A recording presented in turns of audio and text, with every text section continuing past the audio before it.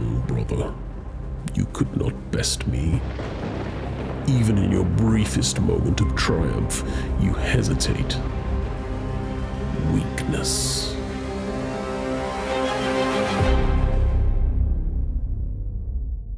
Russ believed himself a match for the great Horus Lupercal. Now broken and defeated, he cowers back to the Emperor, leaving his dogs to harry me. For they shall come to know their error. The Talon will rend their flesh. Worldbreaker will be the mill for their bones. Come, meet Horus Ascended.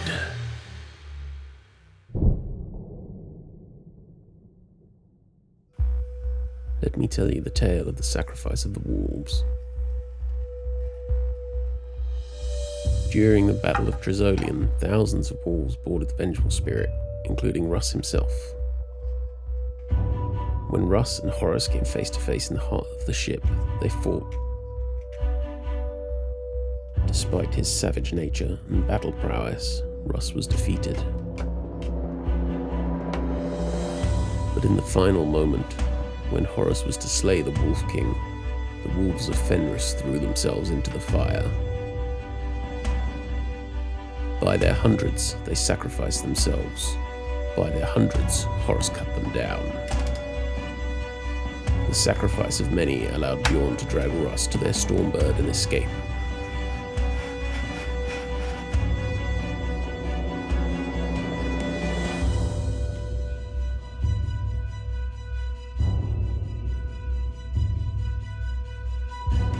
I'm going to be making a diorama with Horus aboard the Vengeful Spirit, decimating a pack of space wolves. The deck of the Vengeful Spirit could easily be a series of grey-brown slabs, but it's more exciting to imagine it as this opulent bastion of Imperial iconography. I'm starting with a big piece of XPS foam and putting a step at the back of the base to give it a little height difference.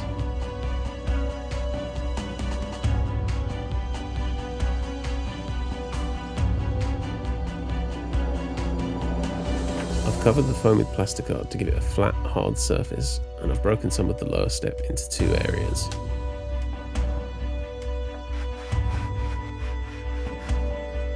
The rest of the model is going to be pretty busy, so I'm filling the gaps between these squares with a cobble pattern.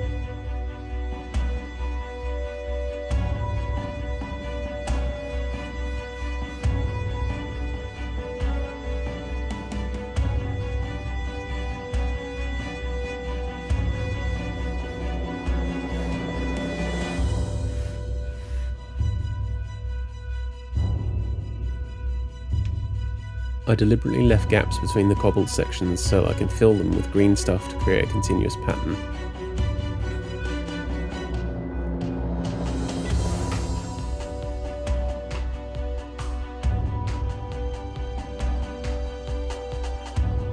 Matching the cobble pattern isn't hard, but it does take some time and some sculpting tools. After a final sanding of the edges and the top, the foundation's finished.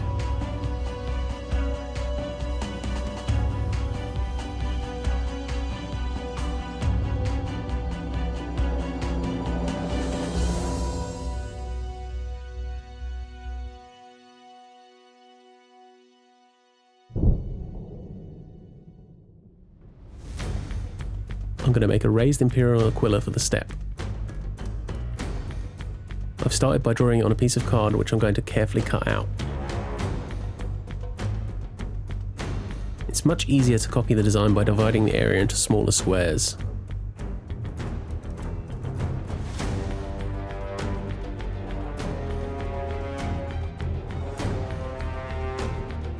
It's deliberately not centered to make the model seem more like a slice from the ship.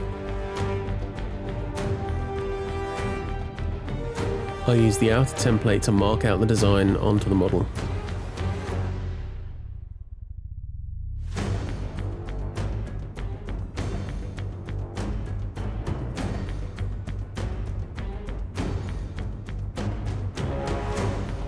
The cutouts are stuck onto 0.5mm plasticard to make the raised sections.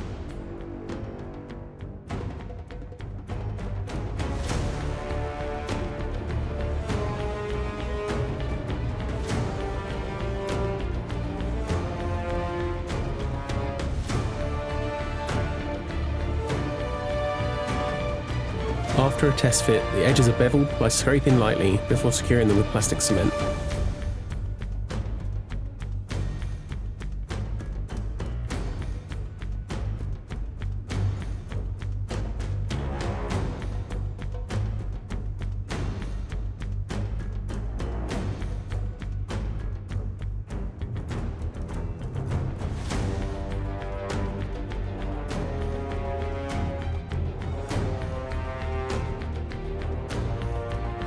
Now I'm going to carve text blocks for above and below the Aquila. The High Gothic phrases are just Latin made using Google Translate. The bottom quote is attributed to the Emperor, and the top quotes are just standard Warhammer platitudes.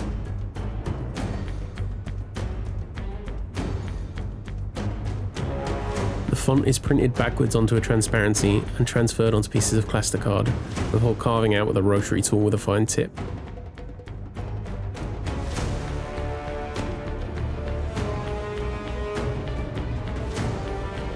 Rubbing with pencil after an initial pass helps to see any sections which need to be cut deeper on a second pass.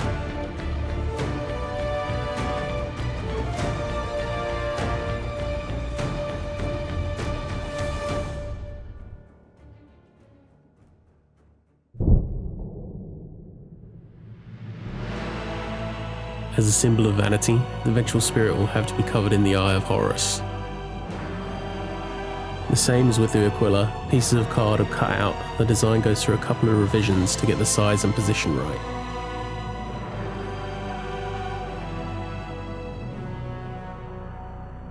Then we don't cut out the design, we just pull out the one we made earlier.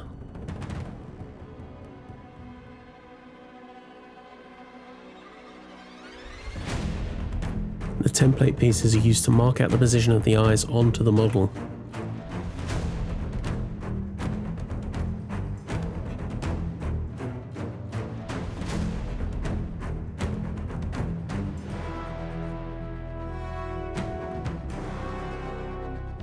The same template is used to cut out the race sections, including the border.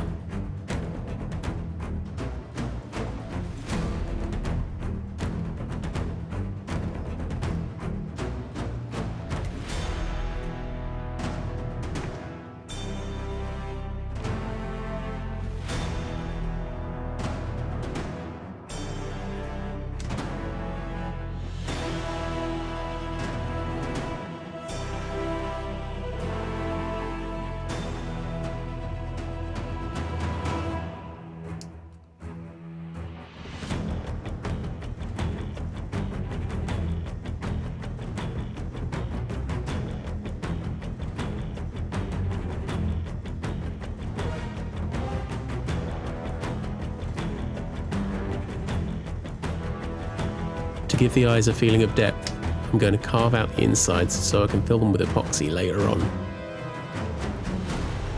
I'll use green stuff to make the bottom of the eye smooth to give it a slope from front to back.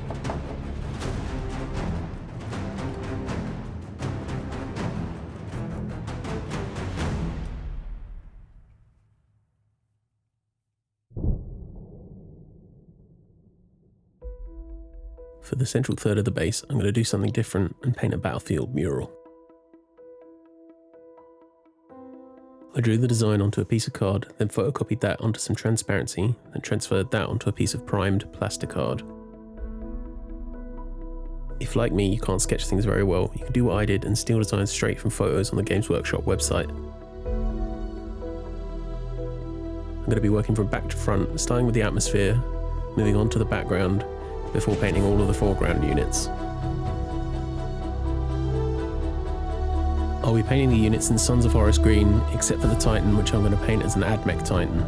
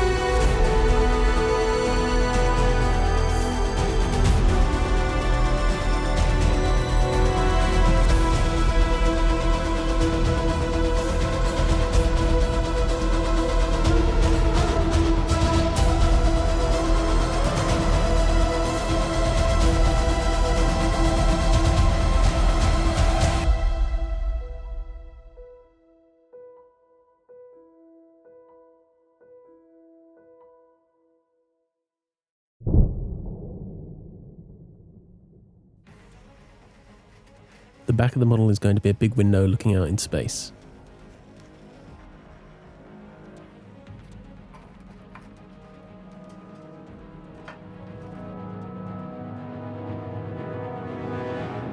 I tried to make columns by hand, but they looked terrible, so I resorted to 3D printing these. Even with 3D printing, the files I used weren't perfect for what I wanted, so I had to fill in the gaps with Tamiya putty and sand them flat. Then I marked out some new gaps using 123 blocks for consistent spacing, and used a model saw to cut smaller gaps.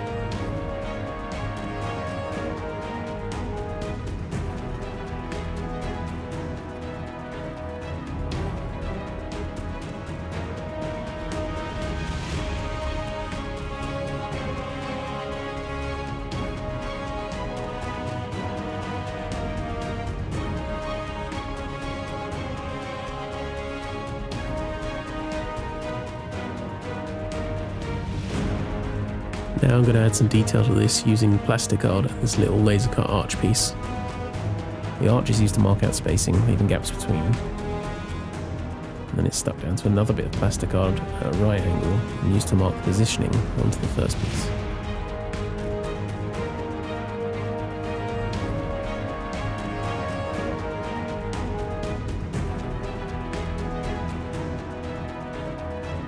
After the arches are cut, the edges are filed to make them smoother.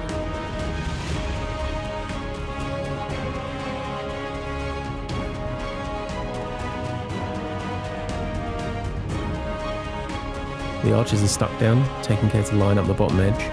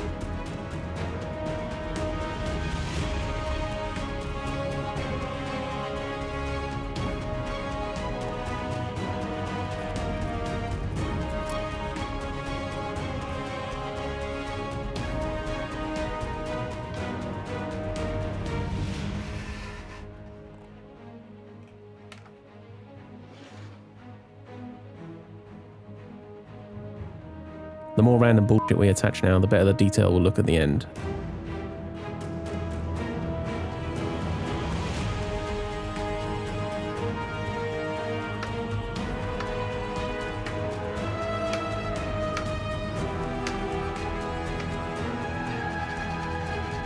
We can continue the pattern from the front, over the top and to both sides.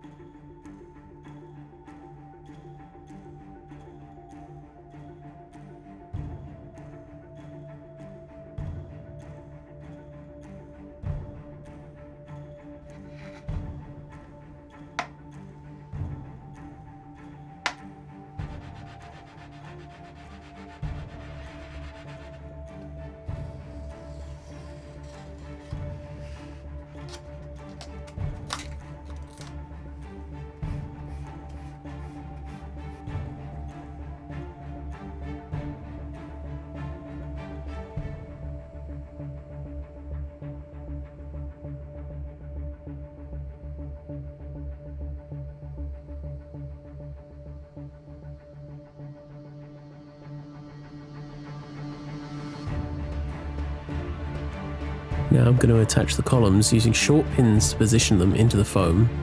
Then I'll extend those pins to make sure the columns are held in place firmly.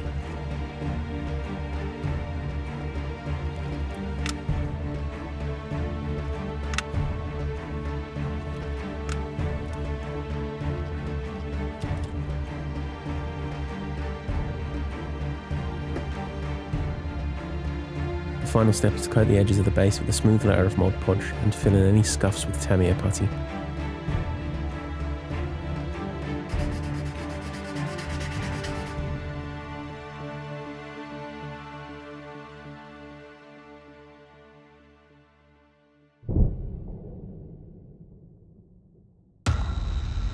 Although the Vengeful spirit is still covered in Imperial iconography, that doesn't mean Horus can tolerate them unmarred. First we'll tear out the eyes of the Aquila, lest the Emperor spies on us. Then we will ensure our mark is prominent. There will also be some wear and tear over the model, and the damage can be carved out using a rotary tool and a craft knife.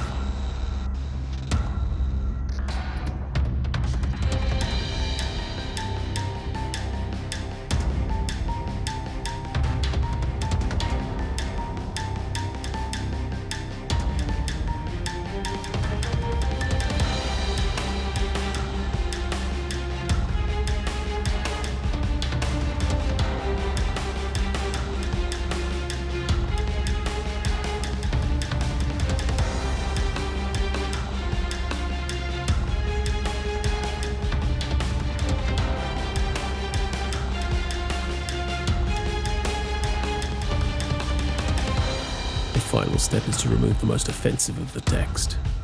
The Emperor does not protect us.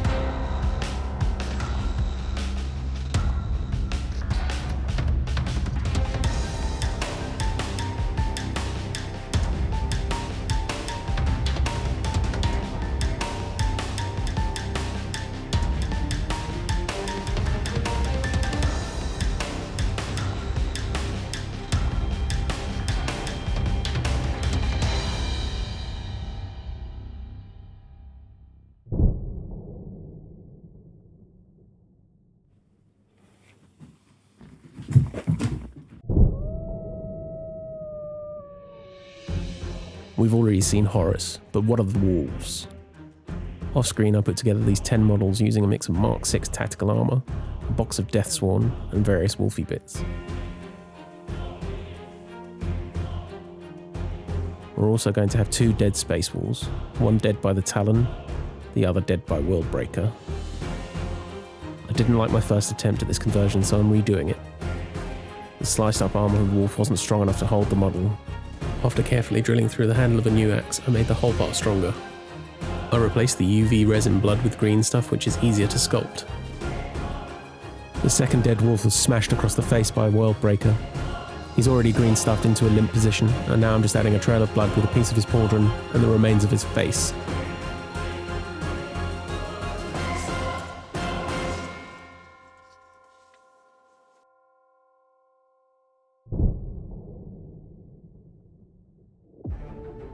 Both the eyes of Horus and the Aquila will have a marble pattern which I'll make using the dry wet wipe method.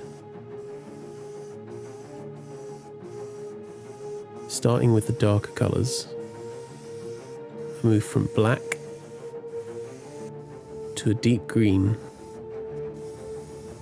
before moving on to a lighter green.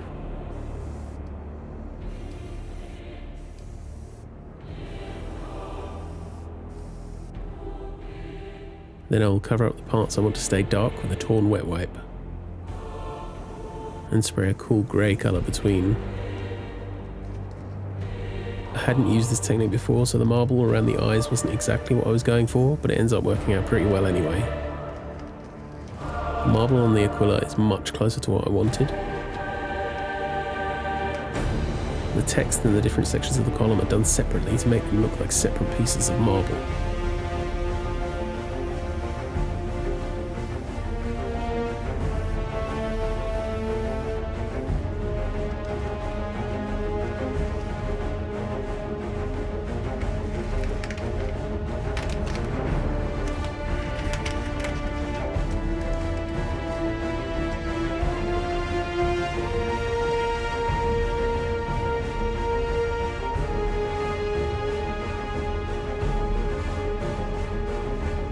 I sprayed a bright white over the grey patches to increase the contrast, and then used a metallic gold to make veins across the marble.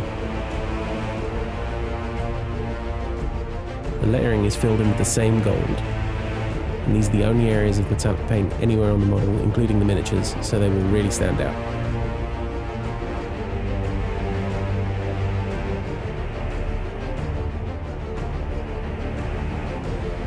I wasn't sure yet how to paint the raised parts of the eyes, so I painted them black, then grey, to see how the marble will look. It came out quite well. moved on to painting the cobble between the eyes, using a wash to bring out the detail.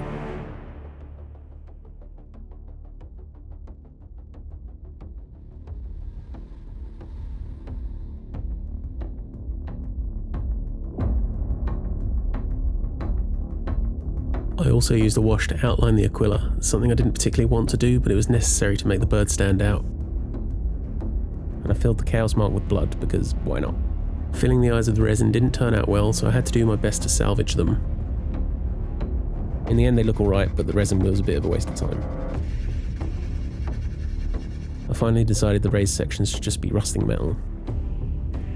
I used dirty down rust over grey paint for the majority, and then outlined the rusted areas with black and light grey to give a bit more of a 3D effect.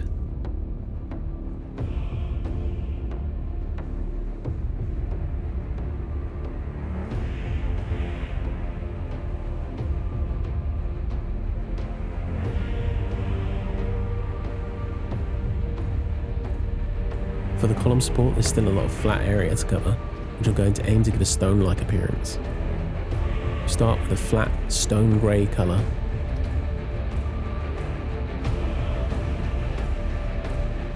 We can add white spots with the airbrush. Use some grey-brown to give it some colour variation. The bars are painted with a gloss black, and the arches get a silvery gold colour.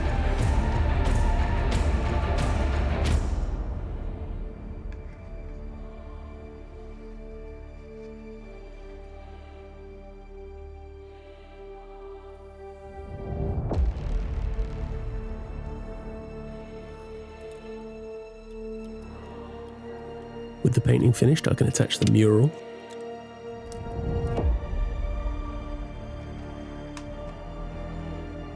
Or I can attach it badly, like some kind of idiot, attempt to pry it up without breaking it.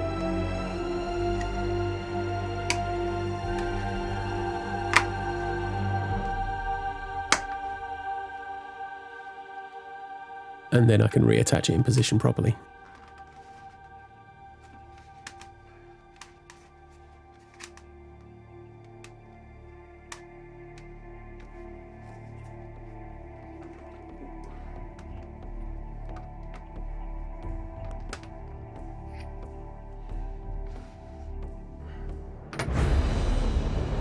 The last step is to paint the sides with some ultra matte black.